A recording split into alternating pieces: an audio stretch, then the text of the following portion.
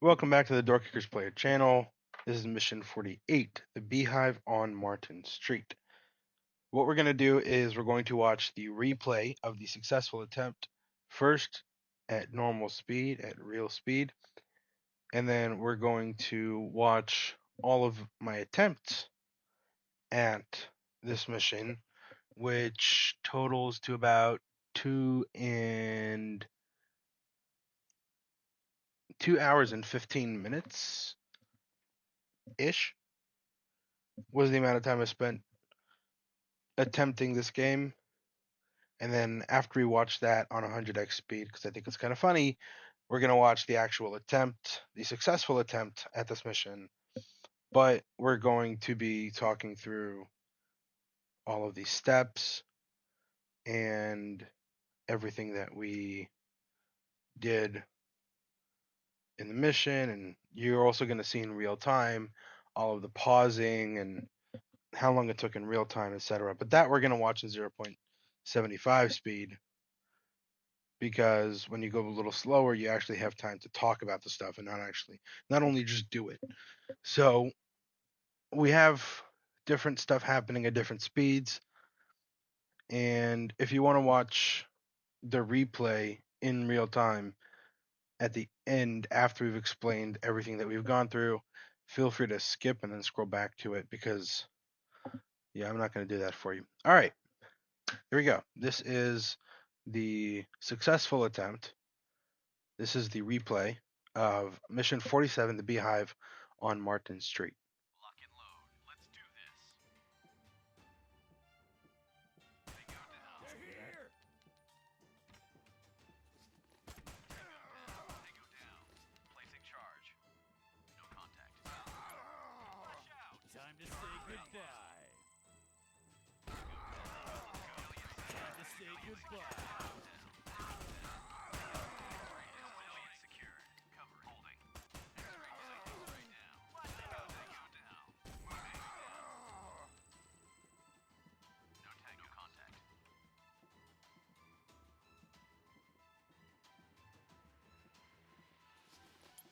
Flash out. No contact. No tangos. No tango. On target. Flash out. X-ray down. On your mark. In Flash position. Out. No contact. On your mark. You're safe now. Thank you. Hostage secure. Safe now. Hostage secured. Good job. We're done here. All right, so that was Mission 47, Beehive on Martin Street. And as you can see, this was a hostage rescue mission where hostiles pacified are 21 out of 22. And the mission objective. So I actually talk about this in previous videos, that sometimes I like to go for rescuing or completing the objective of rescuing the hostage or escorting the VIP, and sometimes that's not possible in the time that the game gives you to sort of accomplish it and get 3 stars. So sometimes I go and I take out all the hostages on purpose. Take out all the tangos on purpose in order to complete the mission in the amount of time that I want to. And sometimes I will, if I have the time, I'll go and I'll rescue the hostages instead of going after all the tangos. Because I can go for all the tangos, or I can try and rescue the hostages. And then sometimes I'm trying to rescue the hostages and I end up just killing all the tangos. So the mission ends there. That's what happens sometimes. But this one was a mission where I rescued the hostages, brought them into the rescue zone, and it was a really interesting one. We'll play all the attempts on 100x speed, and then I'll talk a little bit more about the mission and the successful attempt.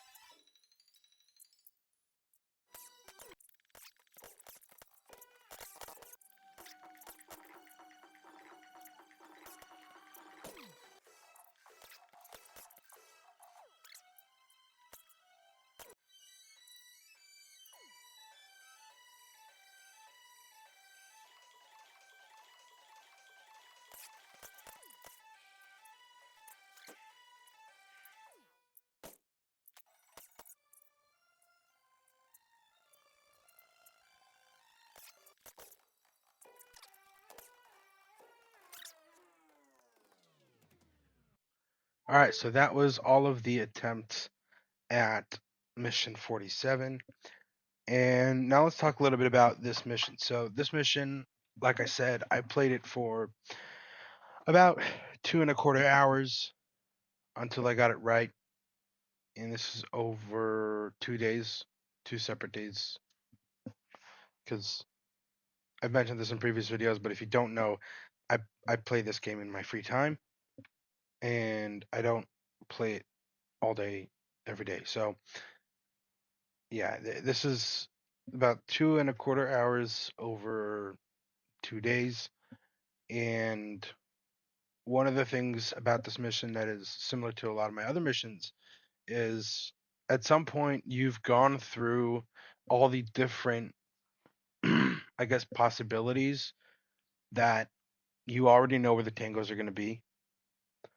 And so that kind of that's kind of like cheating in a sense, but at the same time this is a game, and also like you can see the layout inside buildings before you like, I mean, like, let's be honest, like this is not an accurate representation of real life.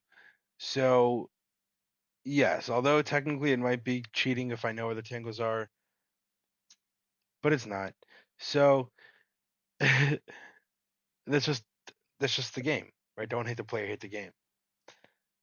So throughout the mission, you'll see me a bunch of times where I'll I'll throw flashbangs, or I'll have one of the operators facing a specific direction. And at first you're like, well, why is he doing that? And then you're like, oh, because there's a tango there. But it's like, how did he know there was a tango there? It's like, oh, because I played this game for 2 hours and I found out the hard way that there was a tango there every single time. Um, so yeah, I mean, there's definitely that component. So bear that in mind as we watch the final attempt. And a little bit more about this mission is that you only have 4 operators, and it's a little tough when there are 4 operators and 20 hostiles. So 20 something tangos and 4 operators just makes for, you got to move slowly, you got to move methodically, you got to move calculated, and if you mess up, there's no really coming back from it. And so that's why I have the operators split up as we see here. So I've got operators, I think that's operators, uh, I'm actually not too sure. It might be operators 2 and 3 that are going to this alpha side uh, door. They're going to continue on towards the Bravo side, and they're going to set up a blast charge on that door. And the reason is because there's always a tango there, and if you try to enter the room any other way, your hostage is going to die. So, well, their hostage is going to die. So you have to, because there's always going to be a tango in that alpha delta corner, always. So you have to set up a blast charge in that on that door to subdue that tango so that you can move into the room, take him out. Or actually, we take him out from outside of the room and then we move into the room throwing flashbangs as you saw in the replay. So that's why we have them split up. It's because we already know that there's going to be a tango there, and that entering the room any other way just isn't going to cut it. And so while they're setting up the blast charge, operators 1 and 4 are going to move up and head towards the Charlie Delta rooms. Is that operator 4? I don't even know. So we'll just consider them operators 1 and 4. So operators 1 and 4 are going to move towards the Charlie Delta rooms, and you're going to see that operator 1, who's opening the door, unlocking it or picking the lock, he's going to move towards that Delta side of room, throwing a flashbang while operator one is going to go to the Delta side room, while operator 4 is going to hold there. There's a little A for the Alpha Go sign, and he's going to hang out there for a split second. Once that flashbang gets in there, operator 4 is going to cover the Charlie side of the hallway, while operator 1 clears that Delta side room and the little bathroom there. So that's the route we have for now, and let's get into it. Lock and load. Let's do this. Another thing is that I think that the operators are moving super slowly. Interesting. Okay, so I'm actually changing the route a little bit. So that is operator 4. But the operators are moving extra slowly. Oh, so we're not having operator 4 stop there. We're having operator 4 stop right behind operator 1. So that's interesting. That's good to know. I can't tell sometimes. I can't tell if the operators are moving slowly because of the kit that they're wearing or because of the replay. I think they're moving at normal speed. I think that they have in this mission, I think that they have rifles, but I think that they're okay. So this is, we'll get back to this later, but this is always where I get like really like sketched out, because it's like, will the flashbang pop off before the Tango kills the hostage or not? And I always get like stressed out in those moments. And you can see here, I'm kind of not okay. I was just about to say, I'm not covering the Charlie side of the hallway.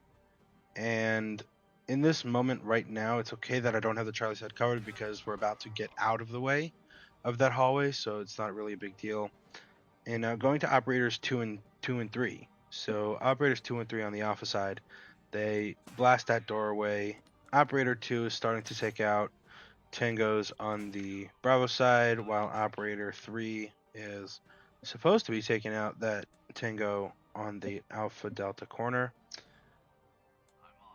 And so now we're just going to set up flashbangs to go in. But this situation with operator 1 and operator 4 is really sketchy, because operator 1 is right now in view of the hallway and in view of a Tango immediately in front of him. So I always get really sketched out for those moments. And now operator 1 is going to turn around and start covering that hallway again, because he was really, really exposed. Another issue is that operators 2 and 3 are kind of exposed from that Bravo side, so we'll see what happens there.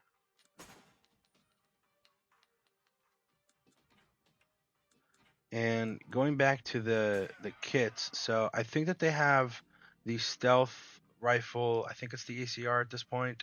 I'm not too sure though. I'm not too confident, but I'm pretty sure that it's the ACR rifle with the silencer.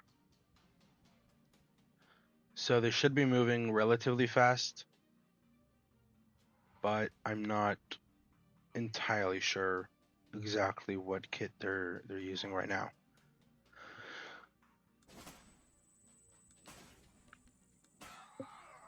So what I'm doing right now with operators 2 and 3 is I'm having them move into the room after I threw a flashbang, which is always, if you can do it, if your operators have cover, do that. And then what I'm doing with operator 1 right now is actually really smart.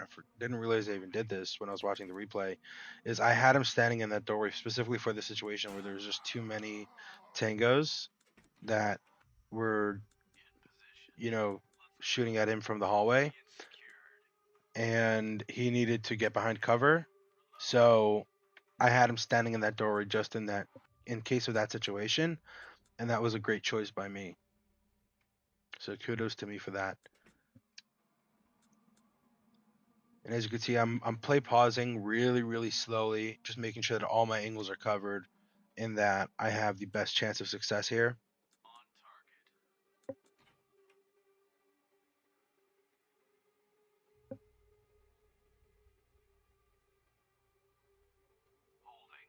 So right now I have a route for operators 2 and 3 to move towards the Bravo side and get set up, but I'm not completely sure what I want to do from here. In the meantime, operator 4, I was kind of worried that he might not be able to take out that tango in time, so I kind of play paused that just to see if he would take out that tango in time. So now I've got operator, I think this is operator 2, throwing a flashbang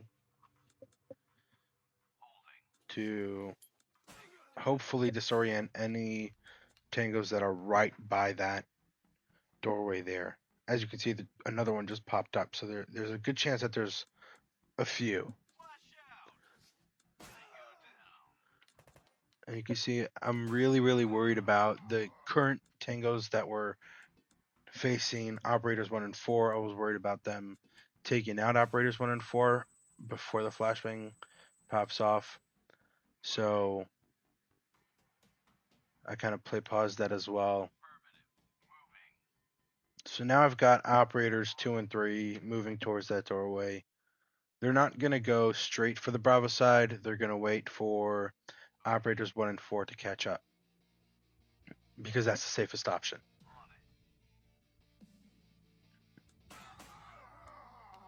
The more operators you can have together in any space is the safest option because then you can cover more angles.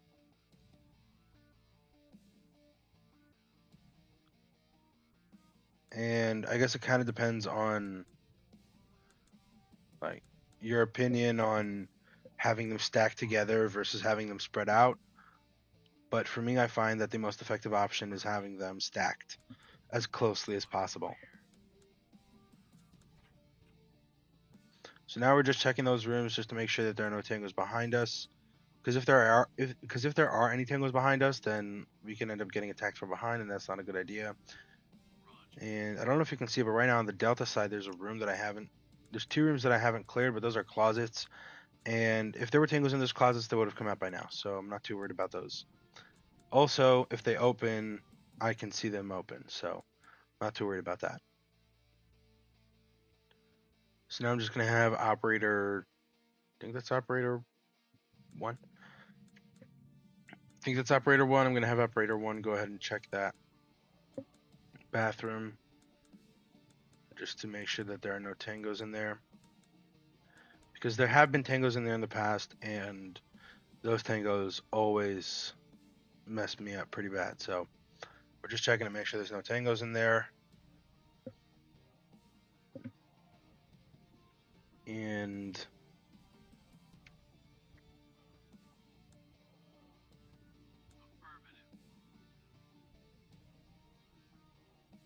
all right, so we're setting up some flashbangs to see just in case there are any tangos in that spot. Because if there are tangos in that spot, the second my operators walk out that door, they're gonna die. So we're throwing a flashbang to subdue any tangos that are right there behind the doorway waiting.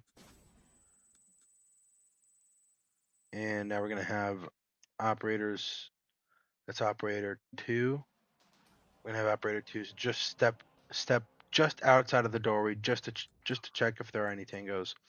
And he's not gonna flow because if he does flow, then he's exposing himself to whoever's on that Bravo side.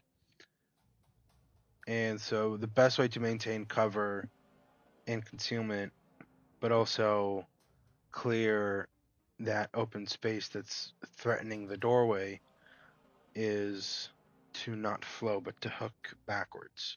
So it's like doing a reverse hook and just glue to the wall as much as possible. That's the best option in this scenario. It's kind of like running the rabbit. It's the same movement. It's kind of like running the rabbit for a corner fed room, if anybody knows what that means. And it just makes the most sense in this situation because you just don't want to expose yourself to whoever might be hiding behind that Alpha Bravo side. So that Alpha Bravo corner. I guess another threat that could happen here, and so I'm actually before we talk about that, the flashbang that I have set up right now to be thrown in a second, that's because I know that there's a tango there. So that's why I'm throwing that flashbang. Going back to what I was saying before is that there is a great threat of someone entering the door on that Alpha Bravo corner and then coming behind the operators and shooting them from there. But in previous attempts, they never did that, so we're not gonna we're gonna assume that they won't. And so what I'm doing now is I'm having the operators. I don't even know which operator this is. I think it's operator. Let me see. That's gonna be operator. That's one. That's operator one. That's operator four. So that's operator three. I have operators one, four, and three. Sorry, one, four, and two. Moving up to that position. Well, I had operator, whichever operator that was that's right on the wall. So I had him go there because I knew that there was going to be tango where that tango was. And if I was to go any further, I'd be exposing myself to a tango that might be in this corner because there, for many attempts, there was a tango in that Alpha Bravo corner on the exterior of the building, and that dude was a pain in the ass to deal with. So I knew that I didn't want to expose my operators to him, and at the same time, I needed to take out the tango that was on that. I forgot what that word is, but where the couches are on the outside. Forgot what the word for that is. So that's why I had him go right up to the corner, and I made the point I'm trying to make is that I made those decisions based on previous attempts of this mission. So it wasn't like this is what you should do. This was just in this scenario, this is what I did because of previous attempts. And I knew that there's very likely Tango in that Bravo Charlie corner. So I have one operator covering him just in case he decides to pop out. And in the meantime, I'm going to make sure that I'm also covering the Alpha side as well. A mistake here is that I should be covering the Charlie Delta side, but I'm not. And that's because there's no good reason for it. I should have been covering it. That's the reality. I should have been covering all angles, but I wasn't. At the end of the day, mission was successful, and overall, I'm happy with the way it turned out. But I could have made some better decisions. So if there's anything that you want to see in these videos, or if there's anything that you want to hear about in these videos, feel free to let me know in the comments. And if you enjoyed the video, make sure to leave a like. If you want to see more of these kinds of videos, make sure that you subscribe. And I'll see you all in the next video.